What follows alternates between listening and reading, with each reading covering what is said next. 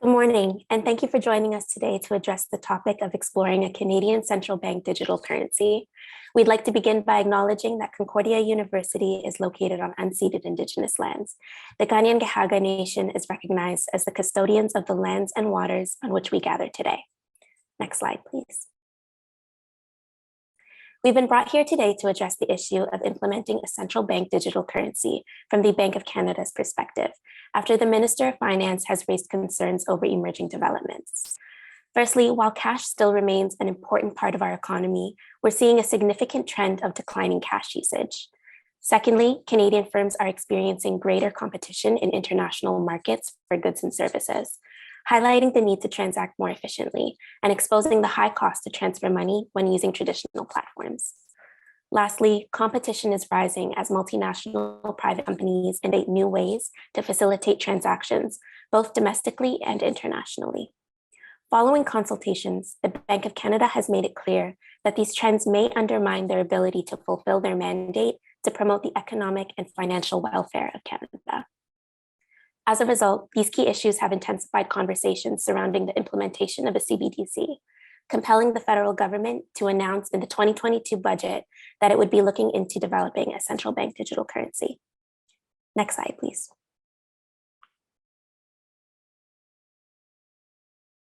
Conversations surrounding the development of a CBDC are not unique to Canada.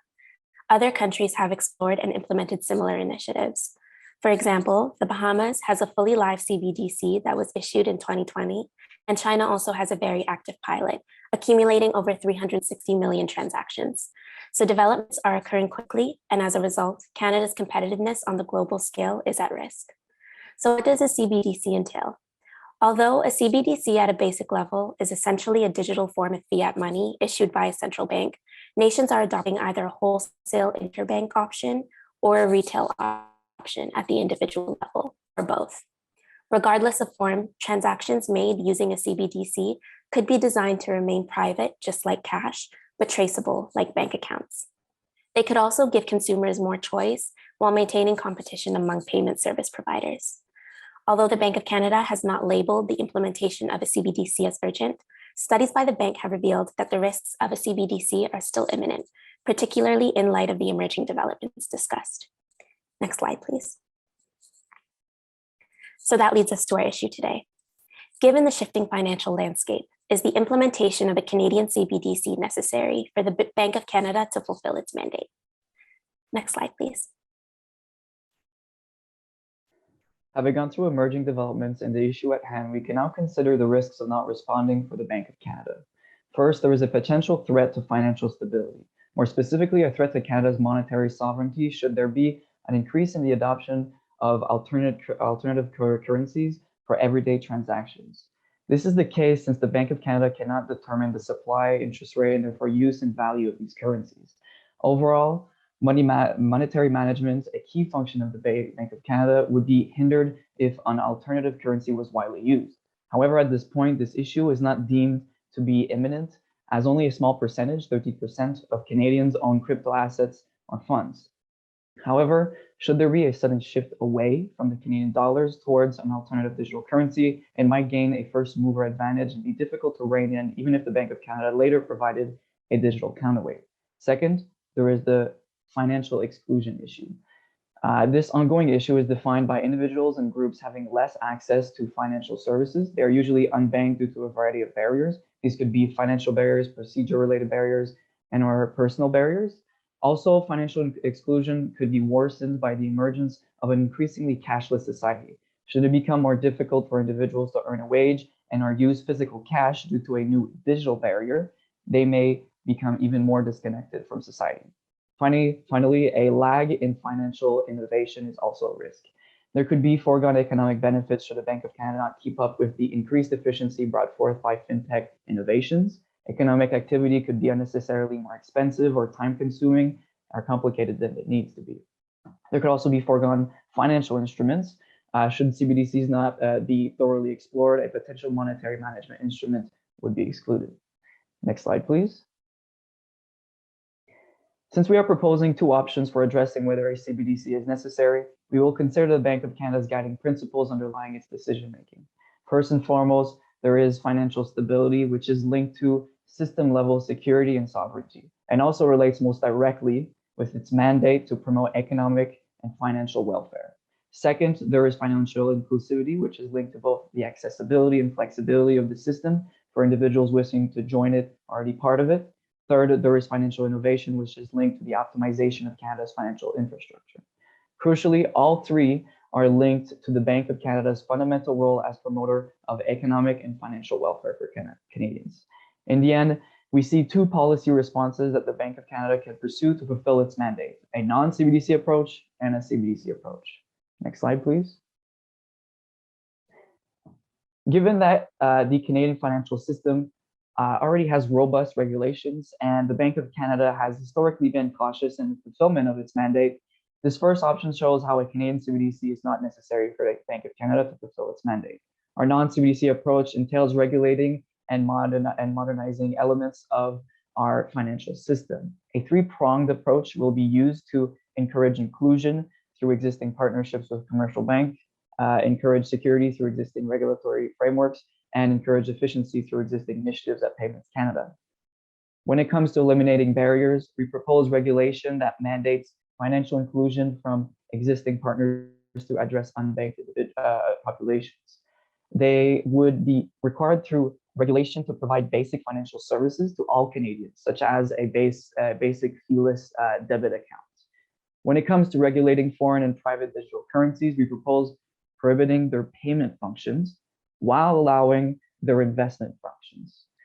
This would happen in tandem with ongoing efforts by Canadian securities regulators to regulate trading platforms and wallet providers. Finally, when it comes to the modernization of Canada's payment infrastructure, we propose an increase in funding for ongoing Payments Canada modernization initiatives like Links and Real-Time Rail. This could expand ongoing payment infrastructure initiatives and encourage future research and development, but would stray away from CBDC implementation. Next slide, please.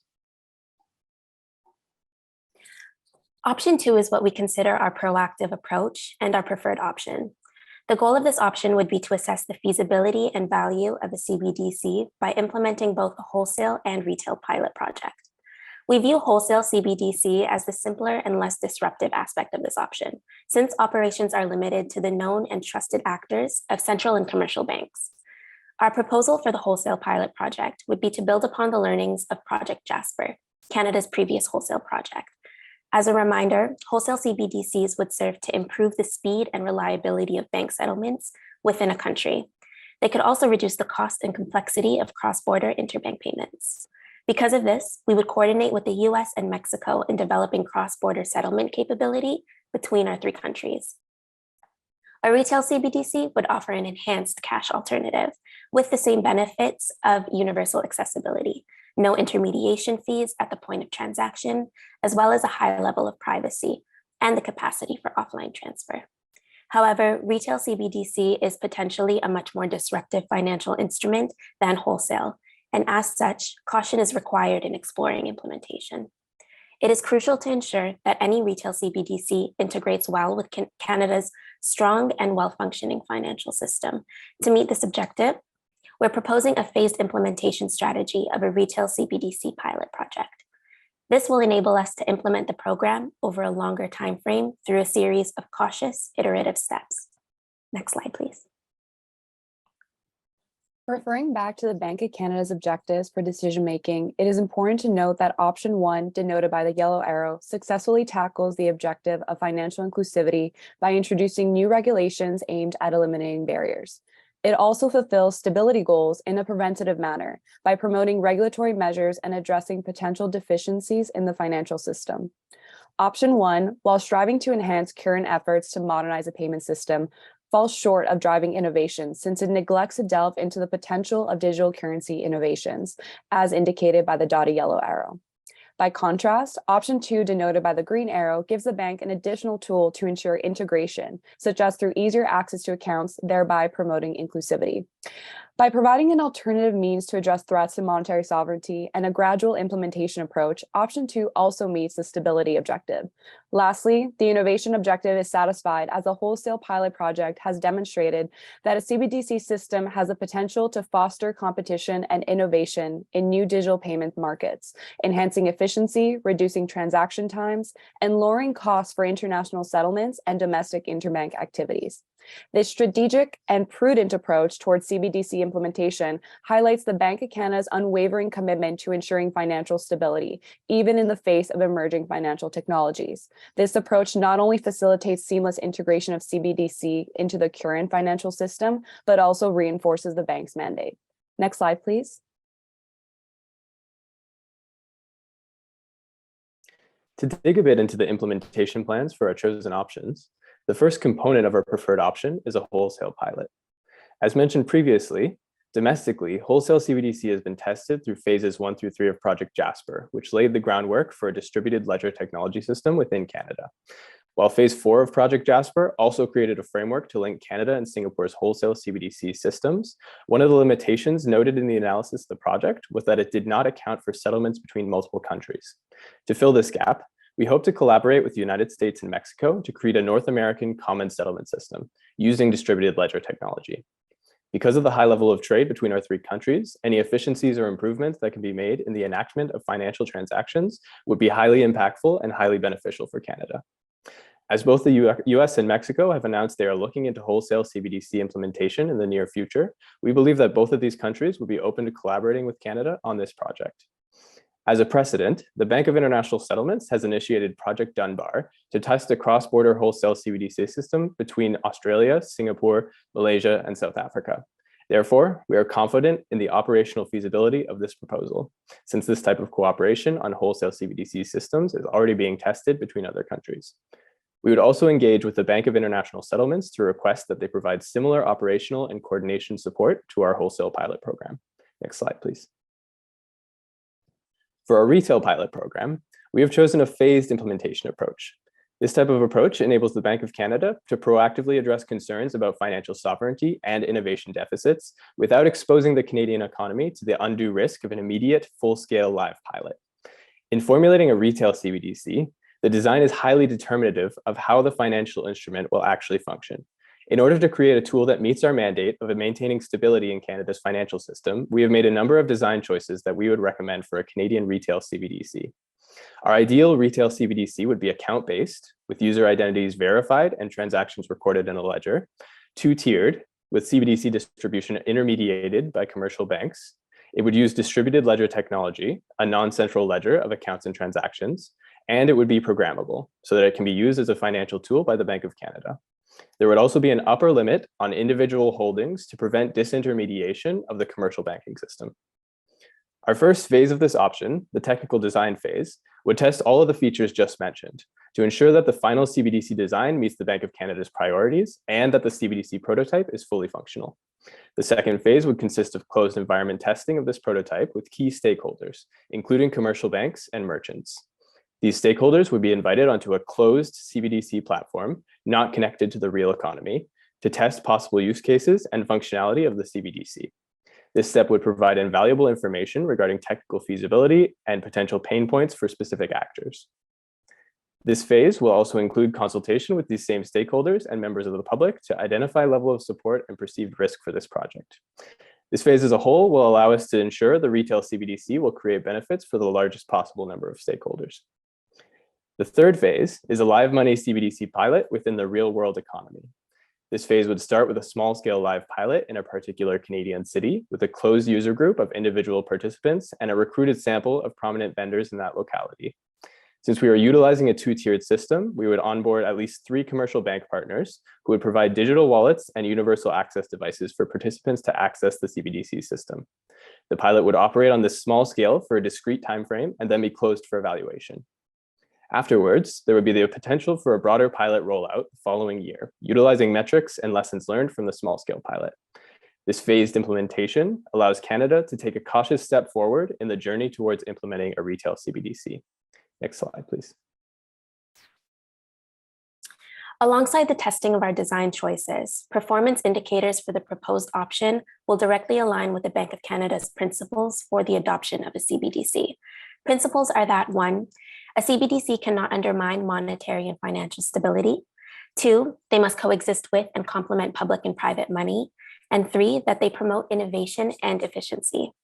So for retail, phase 1 of the pilot will measure how the CBDC increases ease of entry into the banking system, how it coexists with and complements the role of commercial banks, and how it creates faster and more efficient transaction speed and frequency. And for wholesale, we will also be measuring transaction speed and frequency, as well as to what extent a CBDC may strengthen existing economic ties, and whether we can feasibly adopt advanced technology that is on par with international jurisdictions. Next slide, please.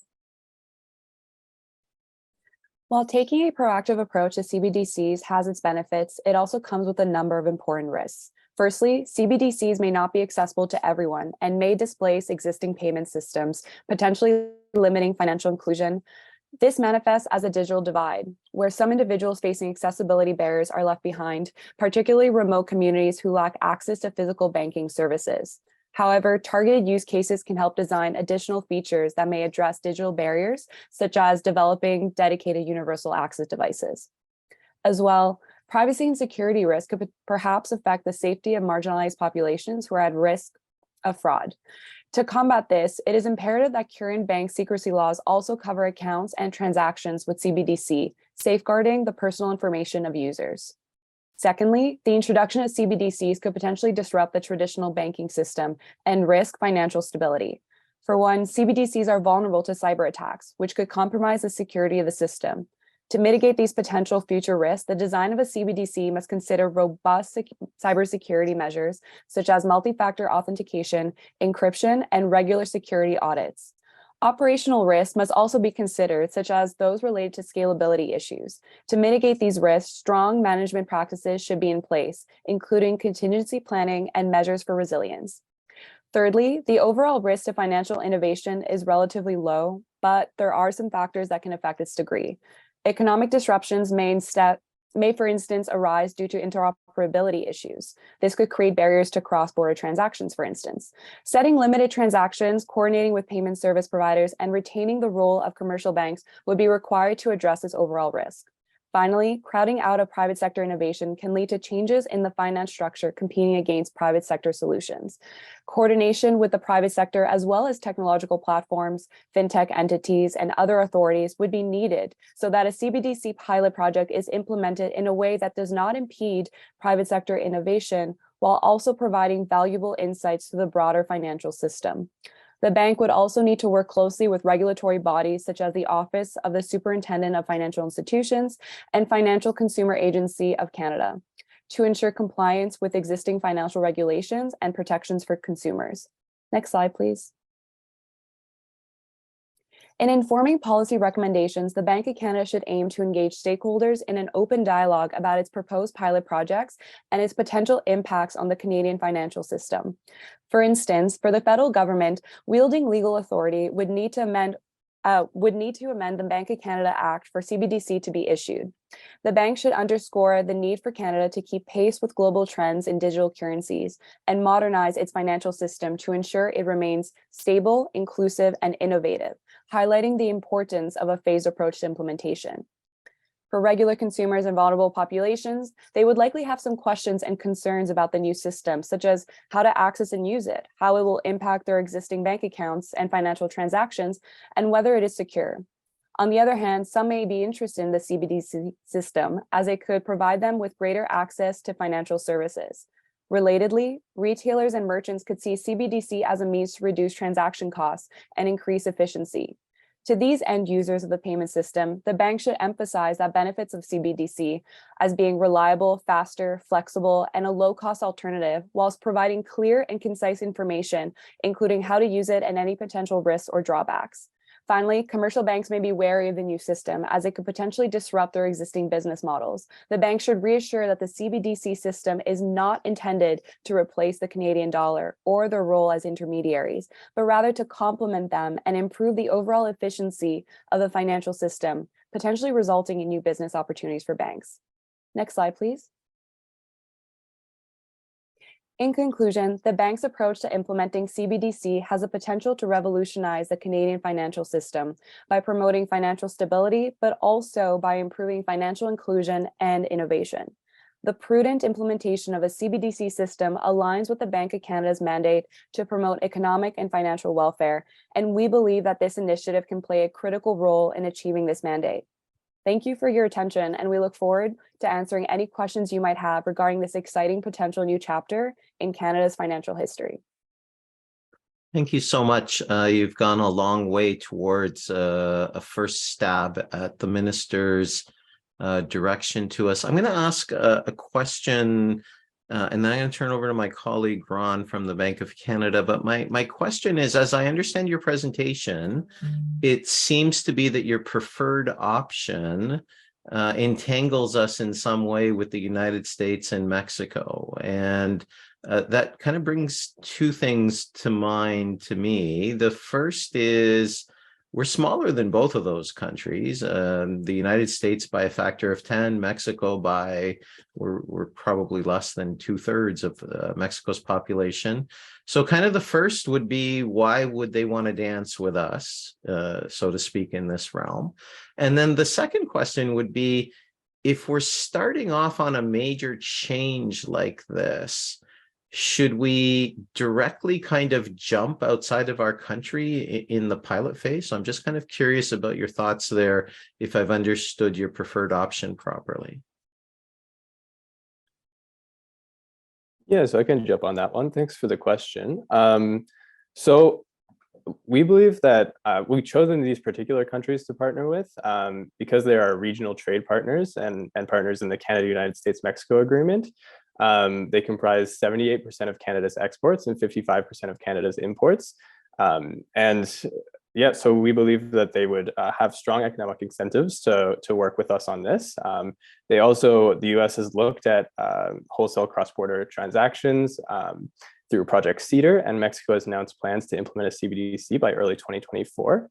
And interoperability is a huge issue in terms of wholesale CBDCs. So yeah, we believe that that would incentivize them to work with us in order to accrue the benefits from a wholesale CBDC. And in terms of directly jumping into this with other countries, I would say that you could, so these elements of the CBDC system, we could also disintegrate them in terms of if other countries were not open to working with us on the wholesale settlement system between countries, we could also just develop upon Project Jasper and make that a discrete part of that program. Thank you so much. Now, Ron, we're a little stuck here. The minister has asked us to move on this. This team has gone out and given us a kind of a good first flush of a proposal. So you're the expert here, because it's not just going to be finance that will run this. It's actually going to be the Bank of Canada that will have to implement. So I'd ask you maybe to comment a little bit and then maybe poke a little bit at some of the things that are causing you potentially unease. Sure. Well, maybe I'll drill down first on the issue of a retail CBDC. So I saw in the design that the proposal was to go with a design, then consult and iterate. My question is more around adoption of a retail CBDC. Is there a risk that if we build it, no one comes? The Canadians are well served by the range of payment options they have in front of them. A retail CBDC would require merchants to make considerable investments, financial institutions to make considerable investments, consumers to fundamentally change their behavior. So what do you think is the motivation for these actors, these private actors, to adopt a retail CBDC? I can take that as well. So we believe that there are some clear incentives for all actors involved to jump onto a retail CBDC should it become a widely used tool. And it would become a widely used tool because banks would be a central part of the system in the way we've designed it. They would be intermediary, so the central bank would issue the currency and the commercial banks would be in charge of verifying identities and issuing the CBDC to consumers. The way we would sell this to them is that potentially this would have more customers coming in their door to deal with potential issues and to deal with distribution. And then merchants would have a clear incentive because they're currently in Canada paying billions of dollars every year for transaction fees for current payment systems, including Visa and debit systems. So these merchants have a clear incentive to join through lower transactions. And then consumers, once a large number of commercial banks and merchants are on board, consumers would thereby have just a natural incentive to join on. And there's also obviously convenience benefits for them as well. Maybe I don't know, Taki, I could follow up with a second question, or you can direct to rapidly, Ron, because I think we're down to a minute. Sure. So very quickly on wholesale CBDC, one of the major concerns in wholesale payments right now is anti-money laundering and terrorist financing. How would you see the design of this? What opportunities are there with the design of the system to take an improved approach to dealing with this issue? I could take a stab at that one. Thank you for your question.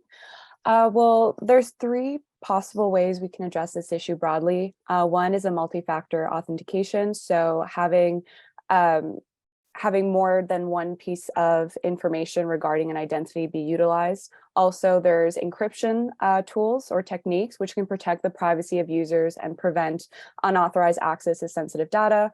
And finally, there's also like regular security audits. So conducting regular checks can identify vulnerabilities in the system and enable prompt action to be taken to mitigate any potential threats. In general, our system is also, like Lucas pointed out, an interoperable with the current system in place. So the bank would also have a very strong role to play in addressing any issues related to identity theft. And I think I have maybe another colleague who could expand on that. Lucas? Yeah, just to add on that. So to address this potential issue, we've specifically chosen an accounts-based system. So as opposed to a token-based system, which would be more anonymized, an accounts-based system requires identity verification and enables the government to identify potentially problematic transactions on the ledger. And of course, this role would need to be protected by legislation protecting privacy as well. Terrific. So that was a really good first overview for us. So we're going to send you away with 4 follow-ups afterwards, but it was very helpful for a first stab at this issue to get at what the minister has tasked us with on an accelerated timeline. So thank you very much. You actually have 2 more minutes if you wanted to ask. I have 2 more. If we have 2 more minutes, I'm going to ask Ellen if she could poke a little bit on the inclusion aspect, because I was really impressed that you had inclusion as part of one of your 3 frameworks, but maybe Ellen could dig a little bit on how you would incorporate inclusion. Okay, thank you so much. Really interesting presentation, gang. On the wholesale side, you talked about regulating away barriers to inclusivity. And on the retail side, you were going to focus on consultation. Can you talk a little bit more about like where these barriers are, who you're worried about from an inclusivity perspective, and how you expect to kind of engage with them and what impact that might have on your designs? I can quickly talk about the barriers at the individual level. When I looked into that, I found that individuals end up having all sorts of barriers at the personal level. Some people sometimes have trust issues with institutions, and so kind of don't really want to join them. But having alternatives for use, sometimes having an account, for example, at a bank that may not require a lot of integration with other banking services may be better for them if they already have trust issues. But other barriers we have are financial barriers for people. For example, fees that they have to, are minimum like amounts that they have to deposit in bank accounts. So the goal is to actually have a CBDC account that is through banks accounts, but is separate from services already provided and would be feeless. Hopefully that kind of covers it quickly before our time ends. And simply to add on the wholesale aspect, by improving the efficiency of interbank settlements, a wholesale CBDC can lower transaction costs, increase liquidity, and reduce settlement risk. And this could help medium-sized enterprises or retailers, enterprises access credit at a lower cost and enable cross-border payments, so making it easier for them to participate in the global economy where they otherwise might not have been able to. And thank you very much for your advice. Our panel will be very pleased to look at what you have to say and take it into account for the advice to the minister.